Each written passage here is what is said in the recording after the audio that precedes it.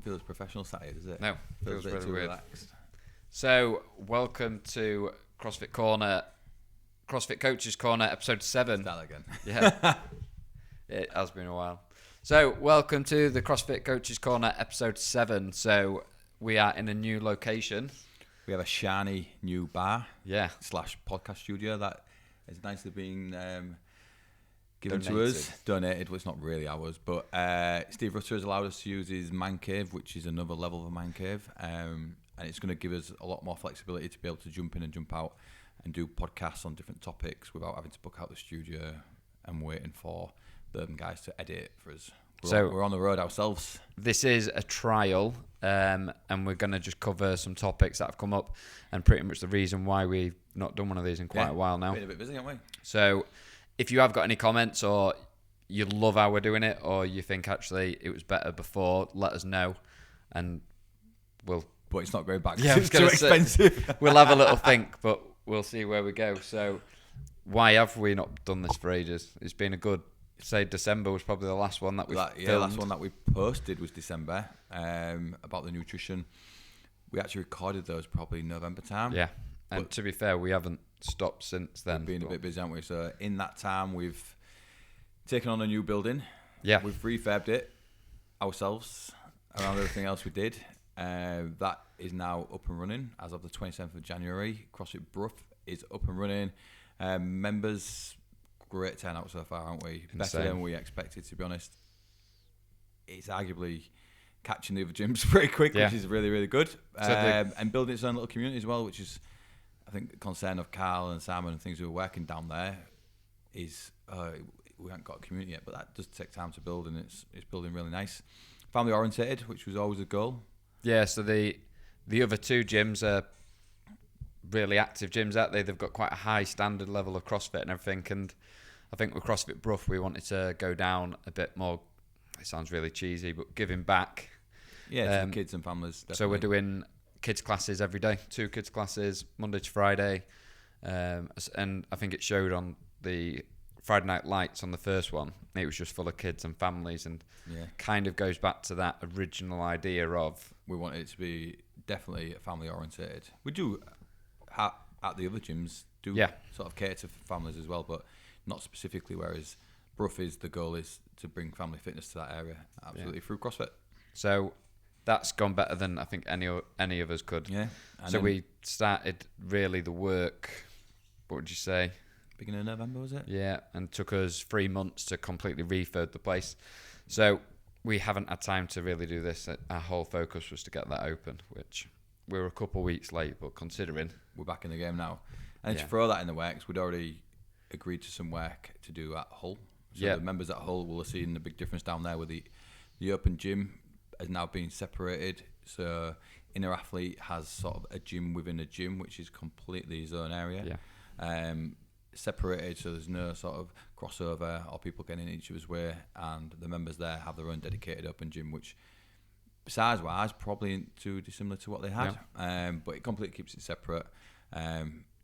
Members on the feedback, which I think something we're going to talk about today, the member feedback, was getting a bit annoyed with that situation down there with teenagers running riot, coming through the gym, taking up space, sort of not...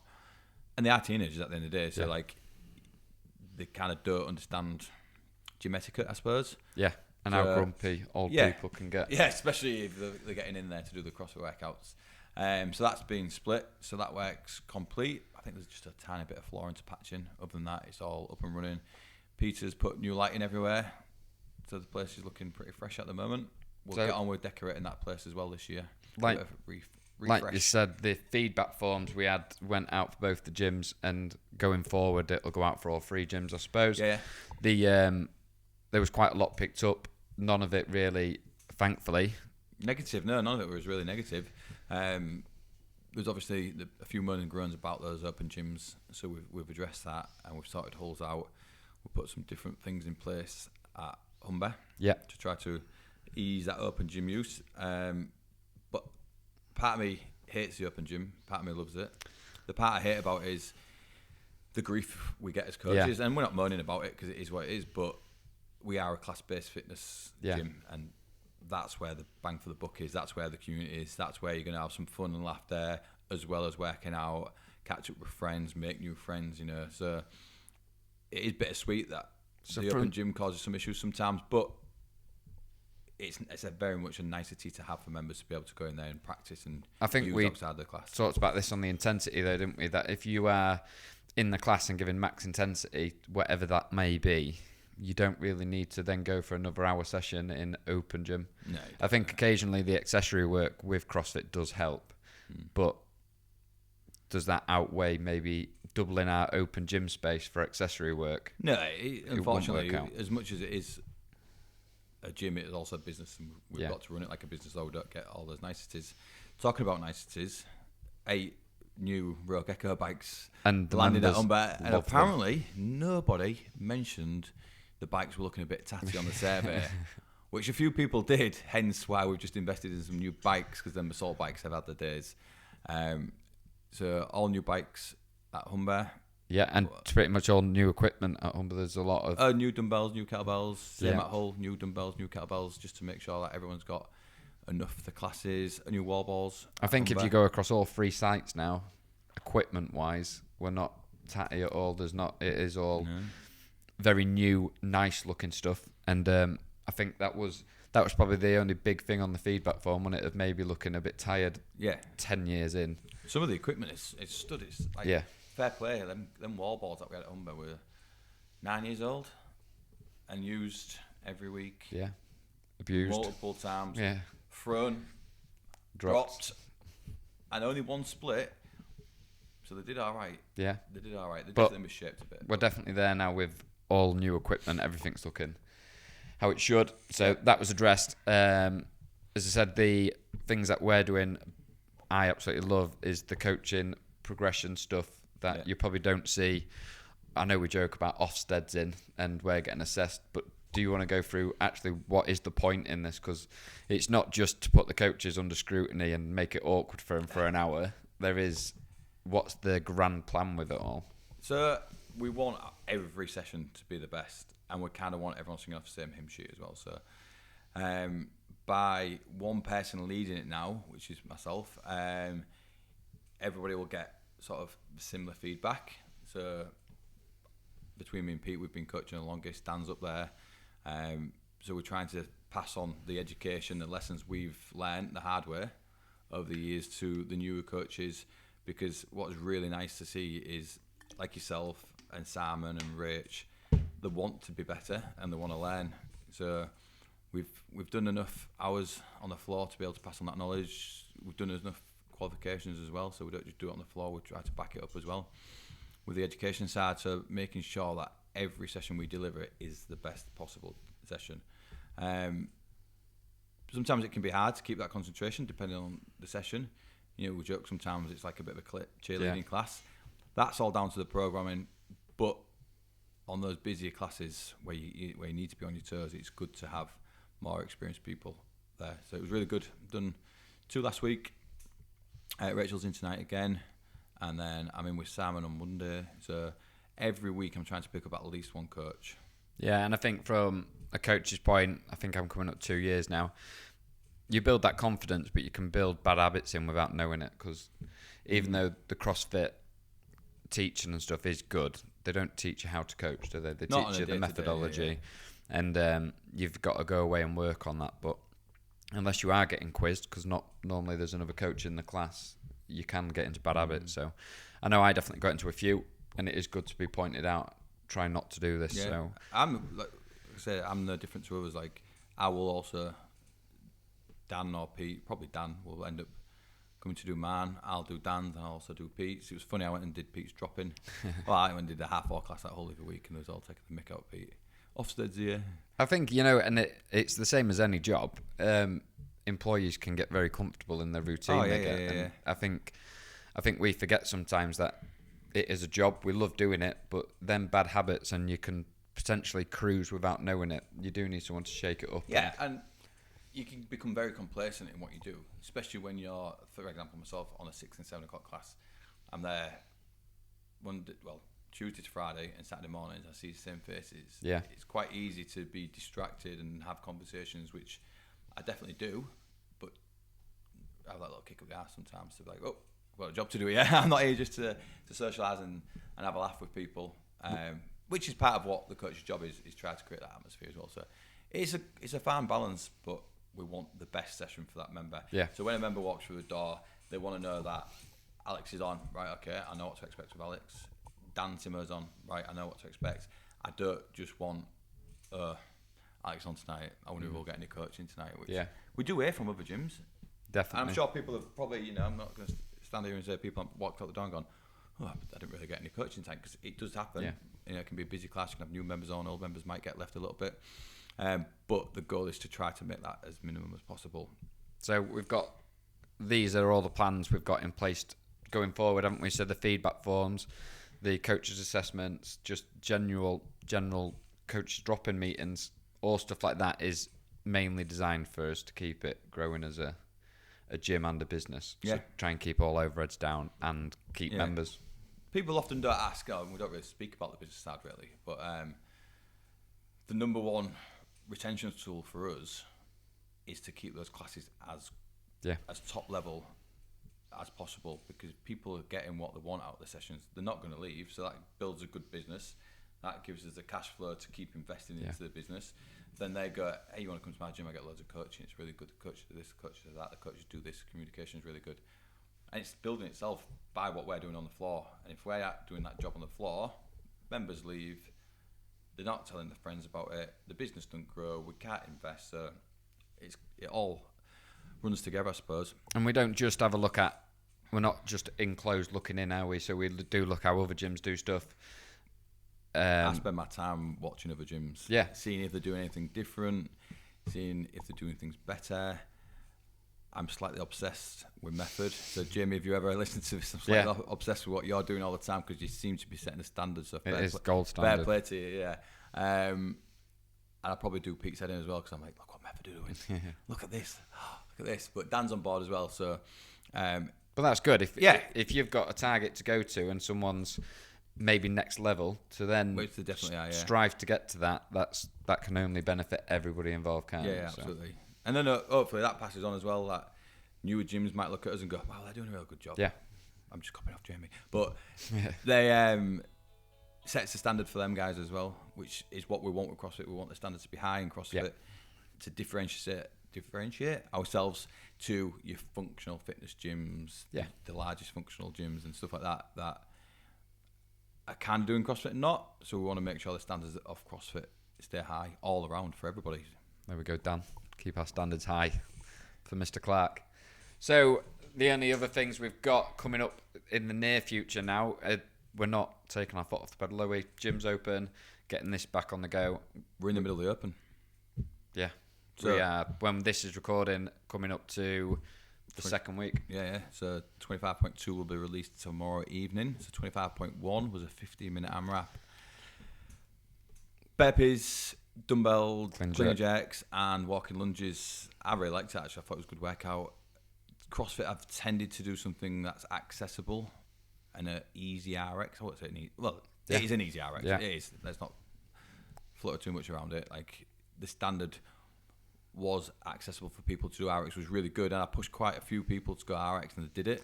Kelly's never going back to a 7-kilo dumbbell that she's been using for the last 2 years. 3 years, maybe even more. When that workout come out, I'm going to be honest, I hated it. Yeah. I think it's... when I first looked at it, I was like, that's lazy programming. Because you don't like burpees. Yeah. But you know what? After doing the workout, it's one of them things, simple workout, clever. And we got Samik, first RX workout. Yep. I know Sean was pushing a load of people, and exactly what you get for that CrossFit open spirit kind of thing is people stepping up, and that workout allowed that to happen. So I'll take it back. Yeah, and Friday Night Lights was really busy across all sites. I'd say it was probably the busiest we've had it ever. And then we watched the video back, as Sean mentioned it as well. He's like, it looked like there's nobody there. Yeah. It looked a real bad atmosphere. It was weird, wasn't it? And I think it was maybe the style of workout wasn't an exciting workout, because it was, you just pick a pace and you go what you can hold on to. So they want anybody getting like the first pull-ups or the first chest to bar or the muscle-up or hitting a big lift, because it was quite accessible. But I thought it was a good workout. You just had to be very, very stubborn. Yeah, and my stubbornness overtakes my fitness levels. But it was a good workout, I thought, actually. It's 1-0 to me. Sorry, Pete. Yeah, the battle continues. I'm sure he'll catch me up pretty quick. And then the other thing we've got is comps coming up. So straight off the back end, we've got quite a few lined up. What are they? Yeah, so the Open will finish mid-March. We're our little boys' snowboard trip, and then we are organising our mixed pairs, which is usually it kind of still is the Yorkshire Games mixed pairs, but we're going to keep it in-house. The plan is that it stays in-house, and we've got 3 gyms now that we're going to try to get down on Saturday the 5th. Bragging rights. Official. Forget what the leaderboards say Monday to Friday. Yes. This is it. So, and the way we're going to do it as well is because a lot of people are like, I can't do that, and I can't do this, and I can't do that. Kind of we do get those excuses, and what we're going to do is once people sign up, we'll categorise them. Okay. So the plan is, let's say we've got some people who are pretty new. Okay, you'll go scaled. We might have somebody who's been here 3-4 years, and they're like, I'm intermediate. Yeah, but we know you're not. Yeah. And we know for the level of that day, you don't want to be in the intermediate category with Bob and Sue, let's say. You should be pushing that top category. So we might not call it scaled intermediate RX, we might just call it level 1, 2, 3, something like that. You're level 3, you're going in that. You're level 2, you're going in that. You're level 1, you're pretty new. Fair play for coming down and giving it a go. So that's going to be the plan, is that we'll categorise those mixed pairs. And we want it as a bit of a fun day for the community. That was one of the feedback things, is we want more mixed events. Okay, yeah. Which we did when the gyms didn't have as many members and it was a bit smaller. We used to do a lot of mixed events, and that just as they've grown, it's not that easy to try to fit a few hundred people into one space at a time. So this is a good chance for those who wanted that, definitely to get signed up, come down. We're going to try to have it done by about 1 o'clock. Okay. So it's not dragging out all day. In and out. Yeah, in and out. 3 workouts in your pairs. We'll put some lifting in there. There'll be short metcon. There'll be some sort of longer workout. And we just want to make it a fun day for the community. We could then organise a few beers or going out for a few drinks, meet up on Marina maybe, middle ground for everyone really. Yeah. Get everybody together. So there's that happening. Then we've got May. Yeah. We've got Murph Day, last weekend in May. 24th, is it? Yeah, it's the Saturday before the bank holiday. Yeah. That we do it because we can't open on the bank holiday. So we do that on the Saturday again. I don't believe we've actually nominated a charity this year, but we were thinking One Punch or Paul for Brain again, because it is supporting the brain injury stuff that we do, and things that have gone on. It also supports families. So that happens in end of May, and then in July we've got the beach comp. Yes. So the Yorkshire Games beach comps, it'll be 3rd year now. As long as the weather holds out, it will be a good day. We did all right for the weather, really. It was a bit windy in the morning, but we had a lovely day. Year 2, it couldn't have got worse. So we're always going to be on the up from that year. All year I was like, well, if it rains, at least it'll be warm. Can you remember the night before that? Yeah. The night before was horrendous. And it turns out it was freezing cold and pissed it down all day. So nobody seemed that bothered, to be fair. There was one team who was nagging me all day about going on the rig. Can we go on the rig? Can we go on the rig? No. Yeah. But I know it's when. So we've got a plan for a good day, but then plan for the worst as well. Because we have backup workouts. We've got to send the rig there, because if it is a nice day, it's CrossFit and it's a massive part of it. But the last thing we need is publicly putting half a dozen teams in long-term injuries from falling off a rig. It's just not going to happen, is it? And we'd never put people in that situation just so we can say we've used the rig. Yeah, it is what it is, isn't it? Unfortunately, we can't dictate the weather. But we are doing 2 days this year. So we're doing our mixed teams of 4, which is open category. There's a scale to everything if you need the scale. And the way we do it in a team of 4, it's mixed 4s, 2 males, 2 females. For example, with dumbbell, you'll have 122, you'll have 2 15s, and you'll have 110. Same with kettlebells, you'll have 24, 216, and a 12, or you might have a 32, and then you've got 4 different weights as a scaled option. So within that team, you only have to have one person being able to do those reps, and we always let people mix the reps up as well. So it's not like you must all complete X amount of work at 22.5 kilo dumbbell snatch, for example. So this is, again, like you've just said with the Yorkshire Games, not necessarily having a scaled competition where you have categories. This competition, there's no categories, no scales. No. We give scaling options, but we don't categorise people. So let's say it was toes bar, scale to knee raise, but obviously if you win that workout doing a knee raise, you can't score higher than anybody who's done a toes to bar. So what we tend to do is those RX would be from 0 to whatever time they're finished, let's say 8 minutes on the clock. Anyone scaling it would go from a 10-minute mark. Yeah. And then it clearly defines who's done what on that. So it works really well in the past, actually. And then on this Sunday, that is going to be mixed pairs, but obviously open to anybody, and that is category. So you've got RX, intermediate, and scaled. Looking at it, intermediate, as always, is the one that's selling quicker than anybody else, but it should be good. We're getting a new rig built for the beach. Yeah, specifically for that. Just for the beach competition, yeah. So we're hoping, with our mate Dazza, that we're going to be able to do 15-foot rope climbs on the beach. Wow. Which will be nice. That will be cool. So yeah, that's how we're going to have the rig made. So it'll be 15 foot at one side, 12 foot at the other. So allow for all. So anyone who hasn't done necessarily just a beach comp, any comp, it is a good first comp. The feedback that we've had every year, with especially it not being categories, I wouldn't say it's maybe an overly competitive comp. Like you've got your renal comps where everyone's like prepping and it's super serious, but it's throwing down on the beach. It's fun, big group of people, completely different. That's exactly what it is. It's a beach throwdown. Everyone has a laugh. Everyone will get wet. There's still always a couple of teams who are like gunning for it. Yeah. Which fair play to them. Let them crack on. I think we have 48 teams for the last 2 years.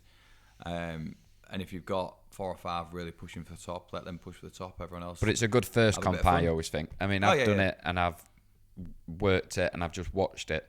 The amount of people who's never done a comp before and all of a sudden they're like, I like this. I can do more. It's a good entry comp, isn't it? So if you are listening, get a team together. And there's no swimming. No, don't worry. Just a little ankle splash. Yeah, little ankle splash paddle. That's all you need to do. Yeah. So that gets us into August, and we're just on with deciding how we're going to do the 12 and 12. Yes. So talking about method, they're also involved with Part of a Solution, which is a charity as well, and they're doing a bike coast to coast on a C2 bike. And Asher had an idea of why don't we row the Humber? So whatever the length from start to finish of the Humber is, we set a challenge in teams to row that distance. I thought you just meant from north to south. No, so literally the length of the Humber, in whatever meters it is, you set that challenge and you crack on rowing it. There you go, you're hearing it. I think that might be it's developing now. What we're going to do in August for that. Cool. Just because we've done 12 and 12 for the last few years. And you know what? It's been fun. I think the damage 12 and 12 does to people. I was pulling it. Tell them about your idea last year. Which one? The hopper. Oh, yeah. And everything was a pull workout. Yeah. So we did the first 12 and 12, which was 12 workouts that I picked. And we planned quite well, didn't we? And push, pull, squat. It was planned to balance the body out. And to be fair, at the end of it, you felt it, but it was that well planned that it was okay. It was shared out. So then last year, my really awful idea was to have a hopper event. So ready for anything all the time, CrossFit methodology at its finest. Drummed a bit of excitement up, didn't it? That isn't designed for 12 hours. That's what CrossFit don't say. So we had 75 workouts and we pretty much picked one from the hat. And I think we must have done every pull-up 3,000 to 4,000 pull-ups. People had quite damaged lats. Do you know how happy everybody was for a 1 rep max front squat? Yeah. Was that the last workout? It was, wasn't it? Yeah. So it was a very long day. And hindsight, you're only going to do 12 and 12 once a year. So we learned from it. And probably last year was a learning curve that we went a bit too far. It was still fun. Our main job was to get money for charity. And we did that. And nobody did. So So always onto a winner. I think this year maybe do something different and try and get more people. Yeah, I like the idea of the rowing one. It'd be good to go up to Method and do the actual event, but I think that would limit how many people could get involved. Whereas if we do row the Humber, we could definitely try to get local gyms involved as well. It'd be good to maybe do a bit of a live stream with Method and do the same thing. Scunny and things like that. The other thing, my idea with this podcast scene, if we can, what you can't see is there is cables and charging things everywhere. We want to take this to the beach. We want to take it to competitions. The setup, if we do it like this, it's minimal compared to what we had. Yeah, it is really, If it turns out all right, we can use power banks and stuff, I think. But it'd be pretty cool to get this. So instead of us talking about it, you can listen to the people who's never done a competition before and even go to these charity events, set up little booth. You can give your opinion on stuff. 5-minute snippets and things like that to use. So that is the overall plan. So that's pretty much the big things that we've got for the rest of the year. So we're keeping very busy. The start of the year, we set our members who wanted to. I think we had 108. I think originally 112 and a few thought, I'm not playing this game. So we started a WhatsApp group, and it was for a 4-week nutrition challenge. So every first week was a calorie deficit, second week protein. Yes, and then we kind of stuck with the protein, didn't we? Yeah, and then we set the goal as fats and stuff. But so that was for 4 weeks, and all our members had to just track using MyFitnessPal and just try and stay consistent. And I think success. Yeah, it worked, didn't it? Yeah. A lot of people tracking can be a pain in the ass, can't it? But I always say to people, if you track for a few weeks, it kind of just gives you a bit of a reset of where you're at. Because I've done it for years on and off, and all of a sudden you go, oh shit, I forgot how bad that is for you. Or not even how bad it is, but how many calories in a decent steak and things like that. You can soon overconsume without realising. So it's good just to track occasionally to give you an idea of where you're at. Yeah, so that's a big thing. We asked for feedback and comments from our members who did do this. So well done to everyone who did do it. And I know there's still some dedicated few. Bex is still out, isn't she? Having a go. I'm going to try and track for a calendar year. Not necessarily on a deficit, just to try and keep some kind of accountability. Yeah. Whether that works or not. I'm on day 66. I would have liked to have done that. But it's hard, isn't it? It's hard, yeah. And I've had a few events on recently. I say events, gatherings and things like that. Where like last night was my sister's 40th. Happy birthday, Corey. So it was in Santis. There's no way you can track the amount of oil that I was putting in that lasagna. So the garlic bread. This goes on to a brilliant question. And when I first read it, I thought, surely this isn't true. And about 2 or 3 people sent me the same thing. And it was that tracking can be really good, and it can really quickly become quite, I'm not going to say toxic, but it can become, you can develop quite a bad relationship with food through tracking. And when I first saw that, I was like, well, you're only tracking. How can you do that? But people were getting really obsessed with, am I over calories? Am I over this? And my first thing I said to them, so we worked roughly off a 500 calorie deficit. For those wanting to lose weight, So you're looking at 3,500 over the space of a week calorie drop. If you have a few days where you didn't track, you're not putting 3,500 calories in your body. So can you imagine trying to consume that to wipe out all that hard work for the week? Yeah, and I think that's the thing. It could be done. I could have a good go. A weekend. Yeah. But I think that thing of I've got to be so precise every day. I think maybe to take a step back. Are you looking to compete as a bodybuilder? No, you're just looking at being fitter and better. You can probably get away with being a bit slack every now and then. Yeah, because you're putting that work in, and I've certainly used, I don't know if we talked about in the last podcast about nutrition, I use a 7-day window really. Yeah. Knowing that if I've got something on that weekend, I've banked enough of a deficit to allow me to do something that weekend. Yeah. Some weekends I don't have anything, I haven't really got anything planned this weekend, but I was out last night, so that kind of is going to balance itself out. And also, if you know you're going out, like I knew I was going out last night, I was busy yesterday doing the Omnia stuff, I didn't hardly eat much during the day. Yeah. So it actually worked out all right. So you can kind of plan to actually lower the calories during the day, knowing that you're going out and you can't track what they put in front of you. And that was the other good feedback we had, was just people, and again, it amazes me, people just like to know what was in their food. Yeah. The amount of people that were like, can you believe this has got this many calories in? And it was a big thing where people were quite shocked. And I think if you don't have that, you can quite easily, like you said, 3,500 calories with a few bad choices every day. It's so easy. Did I tell you about the flatbreads that I bought this week? No. So I bought some flatbreads. I was going to make my own Greek at home. Got the flatbreads out. 500 calories.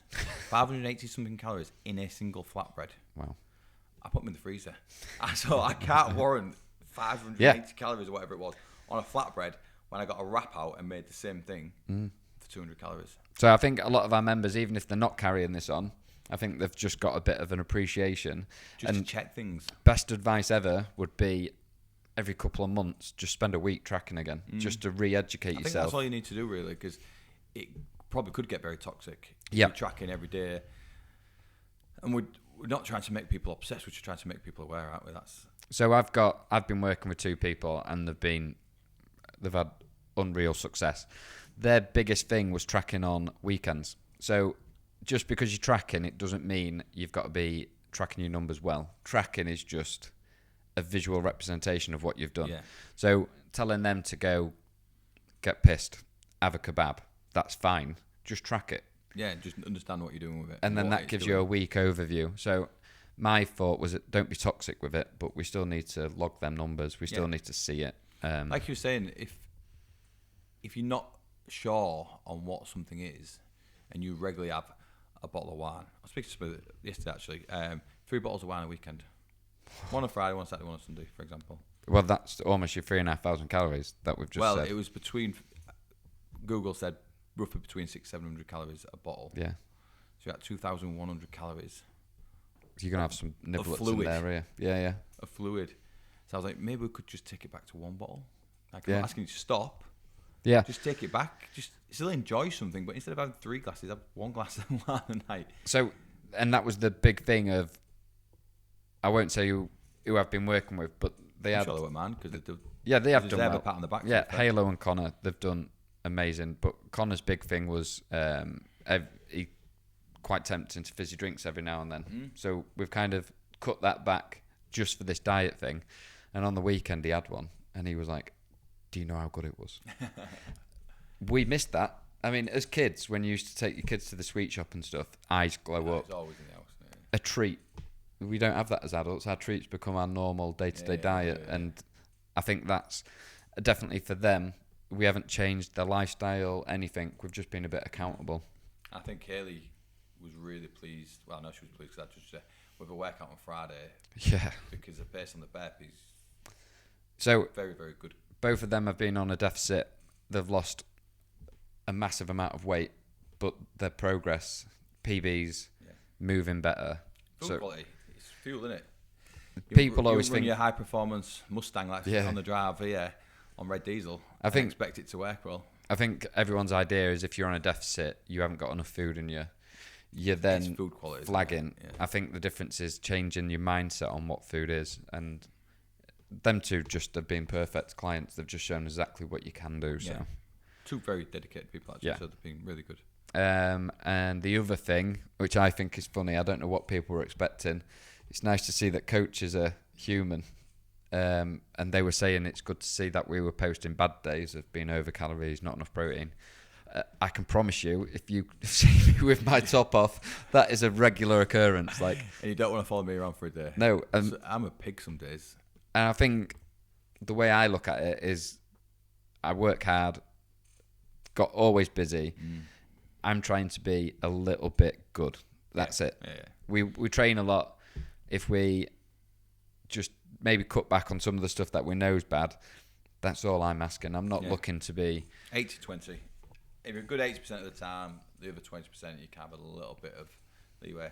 I think of the years, I've always still, if I go out for food, I'll still try to err on the side of caution. Yeah. Which usually lands me on, like, if I'm in a pub, like a fish and chips. Yeah. It's not a bad way, is it? No, a lot of the big chains have got the calories on now, so you can see. And usually what you think could be the worst, like the fish and chips because it's fried, actually is probably better than some of the salads on there because of the amount of dressings they use and things like that. So just enjoy life and just have a bit of a balance with it. And I think the last comment and stuff we had is it's good to break it down into easy weekly challenges. So I think with a lot of fad diets and stuff, it's all or nothing, isn't it? Yeah. It's just straight away it was to everything. So our idea of just concentrating on the deficit, nothing else, and then try and stay in that deficit and hit your protein goal. They're quite simple tasks, but you can do amazing changes just with them two metrics, can't you? Yeah, because that's what we did week 1. Don't concentrate on anything else other than your calories. Get that in the bag. Which was almost week funny, 2. by the way, of when that started, week 1, just calories, nothing else. I think on the second day, people were like, what micronutrients are you having in the group? And we had to stomp it out quite quick, didn't we? To be like, all we're doing is calories. Just don't panic. Calories, yeah. The rest will come. And I think after 4 weeks, I wouldn't say people dropped off, did they? But I think the enthusiasm went. And it definitely dropped off throughout the challenge. But then I did speak to a few people and was like, I'm doing it. I'm just not posting. Yeah. I'm like, this is like a real bugbear of mine. Yeah. We try to get people involved, and the more people do it, the more people stick at it. Yeah. It's like if one person books onto a class and like, I don't want to book onto that class. No. If you book on, other people book on. Same thing when we're doing these challenges, and we've done them for years now, and it's always just a good little reset. It's the more people who are actively posting doing it, the more people go, I'll see do this. But if somebody else starts to drop off, they go, I ain't seen Dave the Rave post today, or Tom Ant posted today. I won't bother posting today. So I do actively say to people, "You still doing it? Post then, help us out." I think it does really help out the challenges by people staying active and not being in the shadows on things. Because I think some people have a look and think, I'm not able to do that. So say somebody losing 6, 7, 8 kilo, they think for them to do that, they must be going to the extremes. I'm not able to do that. I think that group showed, the feedback we had was less heartburn. For me, I think Rennie's share price dropped a massive thing in January. Yeah, I had heartburn last week actually. Yeah. Because of Pringles. Bad habits start creeping in. So heartburn went down, people's weight started shifting down, people's performance went up, people were less tired. A couple in there wanted to gain weight as well and did gain weight, which I was really pleased with as well, because it's not always that easy for some people. So I think, especially that one, I reckon we'll do it again probably near summertime, mid-year. It probably would be a good way to do that, maybe July time, sort of beach June, body July. ready. I don't like that time of year. But definitely something. Refocus for the summer. Just I think a midpoint recheck, really. I enjoyed it. I like to see people. Gives you a bit of focus as well. People assumed it was going to be so complicated as well, and then a few weeks in, we're like, now I can use the app. Yeah, now I know. Once you know your way around MyFitnessPal as well, it does become really simple. And we are creatures of habit, and we tend to eat similar foods all the time. So they're actually saved in your search. So as soon as you start typing it in, it's showing you what's tracks there, and you're like, I know the same portions. Just tick it. And to be fair, in January it updated to get that weekly overview. Yeah, that's good, that, isn't it? Brilliant. Yeah. And that shows you your 3,500 calories. Which is what you we're save. talking about, wasn't it? Yeah. You can really have a heavy weekend, a cheat during the week, and still see this was worth it as a calorie. So, MyFitnessPal has done a good job with that, and it definitely makes it easier for people who don't do it all the time to visually see that change. So that's pretty much what we've got for today's. That's our first return. Yeah. In our new studio. So hopefully, when we edit this up and get it out, everything looks good, and I think we have got nigh on free use of this. So expect to hear our voices. Yeah, we can do this a lot more. So if we are doing that, we definitely need you guys to give us suggestions, even on the gym pages, anything. Drop us messages. Yeah, anything you want to know about, understand a little bit more about. If we can help, obviously, we will. Or we'll look into it. Or even get people on who do know that. Yes. I want Alison and John to come on if they ever listen to this. Heroes. Yeah. You know what?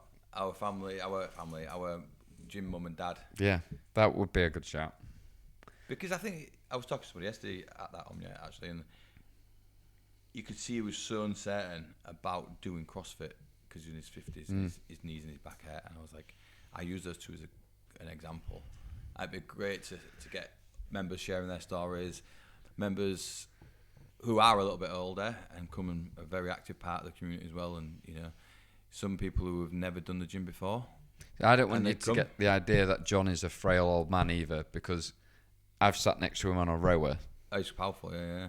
And he's left me for dust. I did the first full wall walk the other day. It's buzzing, it was brilliant. So shall we say the older side of the community? Yeah. Those who have never been into a gym before and come and do CrossFit when people say, CrossFit's really hard.